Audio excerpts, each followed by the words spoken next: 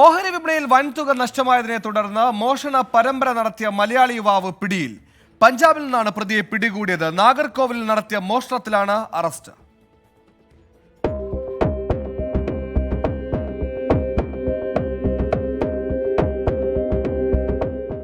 ബാലരാമപുരം സ്വദേശി ആദിത് ഗോപനാണ് പഞ്ചാബിൽ പിടിയിലായത്. നാഗർകോവിലിലെ ഡോക്ടറുടെ വീട്ടിൽ നിന്ന് 90 പവനും പണവും കവർന്നതുൾപ്പെടെ വിവിധ കവർച്ചാ കേസുകളിലെ പ്രതിയാണ് ഇയാൾ.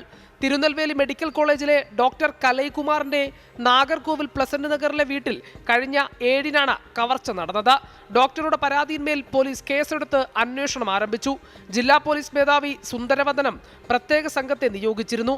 ഇവർ നടത്തിയ അന്വേഷണത്തിലാണ് പ്രതിയെ പഞ്ചാബിൽ നിന്ന് പിടികൂടിയത്. ഡോക്ടറുടെ വീട്ടിൽ നിന്ന് മോഷ്ടിച്ച 90 പവൻ സ്വർണവും പണവും ഇയാളിൽ നിന്ന് പിടിച്ചെടുത്തു. ഓഹരി വിപണിയിൽ വൻ തുക നഷ്ടമായതിനെ തുടർന്ന് സാമ്പത്തിക പ്രതിസന്ധി ഉണ്ടായിരുന്നു. ഇത് മറികടക്കാനാണ് ആദിത് മോഷണ പരമ്പര തുടങ്ങിയത്. കന്യാകുമാരി ജില്ലയിൽ തന്നെ 4 കവർച്ചാ കേസുകളിൽ പ്രതിയാണ് ഇയാളെന്നാണ് പോലീസ് പറയുന്നത്. ആദിതിന്റെ ഭാര്യ പഞ്ചാബ് സ്വദേശിയാണ്. മോഷണ മുതലുമായി പഞ്ചാബിൽ തങ്ങുമ്പോഴാണ് പ്രതി പോലീസ് വലയിലാകുന്നത്. 24 തിരുവനന്തപുരം.